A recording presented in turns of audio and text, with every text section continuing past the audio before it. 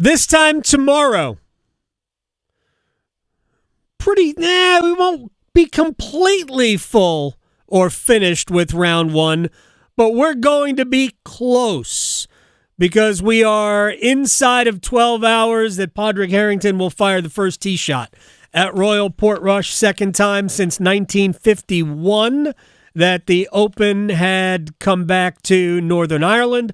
Scott Michaux, Irish Examiner, Global Golf Post, joins us to talk about the Open Championship.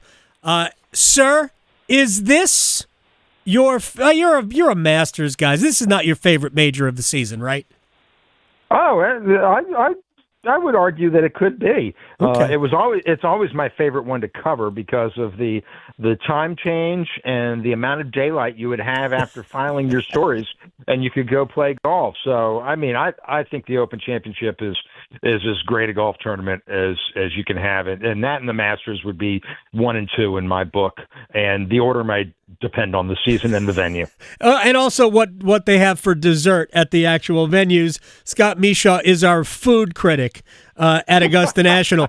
He joins us on the Adam Gold Show. We just played a clip from John Rahm, who talked about this being the major for him. Now, some international players, because the Masters is so far-reaching, still look to the Masters. And I know it's personal preference, but I'm curious what you make of Rahm's comments about this major, one he has not yet won, really holding the most reverence to him.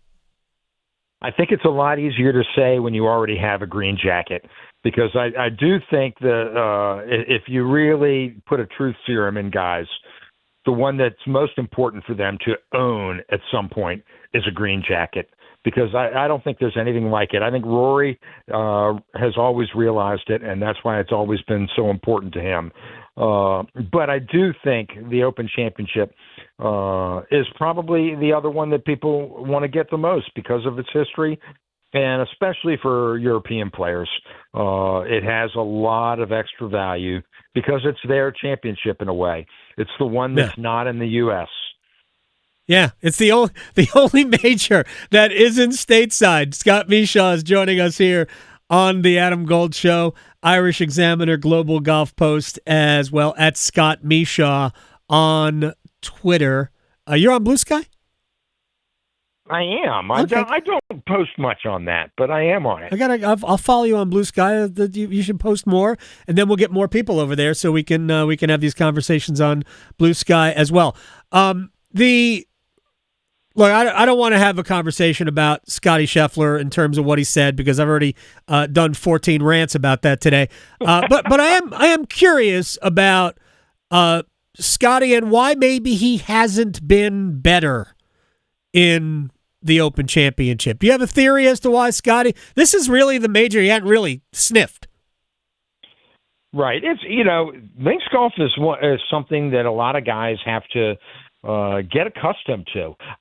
For you and me, for like an average golfer, I think there's nothing better than links golf, because it allows us to be creative and to do things we just can't do with a golf ball that these guys are capable of doing on a regular, what they would call parkland golf course. Right. Links golf allows you to make up for some of those flaws in your game. Well, for the guys that are so good and can do whatever they want to with a golf ball, it takes a little getting used to trying to do something different and playing it on the ground and playing a game that you're not doing 99% of the time when you're at home and you're not practicing it that way. Some guys take to it like a duck to water, right? And other guys don't. And Scottie's maybe taken a little longer to learn it than others. I have no doubt he would be really, really good at it if he lets himself be. Scott Michaux is joining us here. By the way, it's interesting you mentioned duck to water. We are supposed to have rain every day during the Open Championship. When it was held at Royal Portrush 6 years ago and Shane Lowry won, winning score mid-teens. I don't know exactly where he finished, but mid-teens. If we're getting rain, it doesn't seem to be forecast for a lot of wind. I think the windiest day is probably the final round on Sunday based on the forecast. Are we looking at potential serious low scores here? Well, probably, but I don't really care about that. I don't think anybody should. If there's a 1 in front of coming after the minus sign, so what? It's going to be somebody that deals with those elements better than anybody else. And even though the rain might make the green softer and might make you be able to make some more birdies here and there, it's also going to wreak havoc if you get into that rough and have to deal with it. So I think it's a great to have the elements as part of an Open Championship, because they should be, because it's really the you get the rest of the. Scott Michaux, the Irish Examiner Global Golf Post, is joining us here on the Adam Gold Show. I'm not sure we're having technical difficulties or not. It was coming back to me. So we got him. You're back. All right. The reason I asked the question, it wasn't like I'm not criticizing for whatever the score in relation to par is. I've never really cared about that. But if it becomes more of a birdie contest, if you will, does it bring a guy like Bryson DeChambeau, who is also not necessarily played well on these styles of golf course, although he played well at Pinehurst, which is similar in some ways to an Open Championship layout? Would it be better for Bryson if the course were softer and maybe more negotiable that way? Well, it could be, but the difference between Pinehurst and what you're going to find over there is Bryson can't get away with spraying the ball off the tee. Okay. You can do that at Pinehurst. Yep. You're just going to get it. You may get unlucky once in a while with your lie off the fairway, but for the most part, it's going to be playable. It might not be over there. You might not be able to advance it. So it'd be more like Oakmont to him. He better be hitting it in the lanes a little bit better this time. Otherwise, he's going to struggle again. Yeah, he is not. He hasn't had I think his best chance to win at an Open likely will be St. Andrews, which is you can hit the ball anywhere just about at St. Andrews. Although I think Ian Baker Finch once hit a ball out of bounds off the first, which is very difficult to do because it's about a 200-yard wide fairway. Scott Michaux is joining us. There's a lot of pressure on Rory McIlroy, or is there this week? Well, any pressure that he has is self-applied. I think he's a little more comfortable this time than he was last time, because I think last time he really did feel the pressure and feel an obligation to perform in front of his home crowd. He considered it the toughest major he's ever played in because of that. Yeah. Maybe this time, because of everything he's done and now finally completing that career slam, maybe he won't feel as obligated to play well, and maybe let himself play well, which he's so good at doing. He did very well in the Irish Open at County Down in Northern Ireland last year, and almost won that. Yeah. It took a guy beating him for him not to win it. And so I think if he lets himself be like that, he'll be a factor, and he could win this. Scott Michaux is joining us here on the Adam Gold Show. A couple of more quick things, then we'll let you go. Why is it that, and I don't know, because you and I have not talked about who you like to win, but why is it that virtually everybody I think has a chance to win this is a European player, and for the most part, they're almost all either English or Irish in the case of McIlroy, or a Victor Hovland from Norway. Do you have are you leaning more towards international players?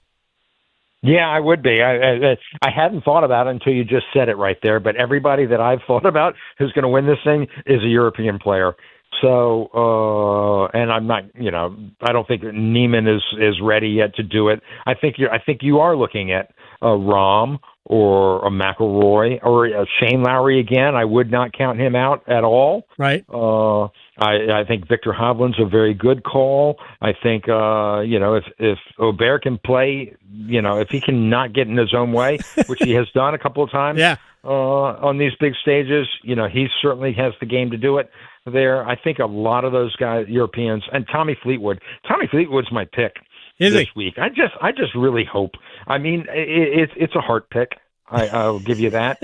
But he's playing really, really well. Yeah. And he played very well there last time and had a chance to win at Portrush in 2019. So I don't know. I like him this week. I want to see it happen for him. Yeah, but here's the thing. You said the word and I agree. I hope. Right? I hope. 2 weeks ago in Connecticut, he should have won. He should have. Should have won. No, there's just no getting around it. That was his tournament to lose, and he lost it. He wouldn't be the first player to ever do that. He has won around the world. He has not won in the United States.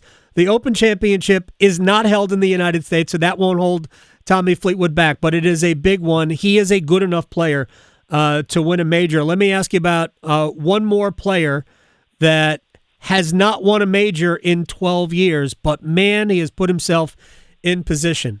Justin Rose, thoughts?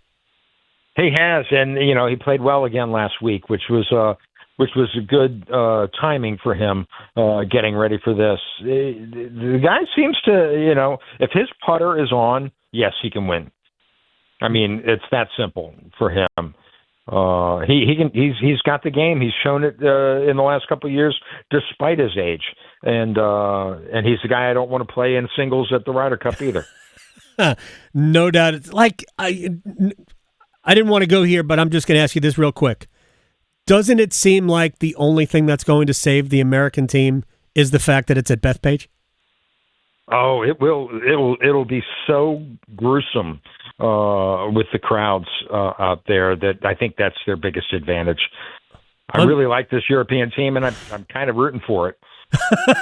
All right, we can have that discussion next time. Scott Michaux, Global Golf Post, Irish Examiner at Scott Michaux on Blue Sky. I'll talk to you soon, man. Thank you so much. Thanks a lot, Adam. Appreciate it. You got it.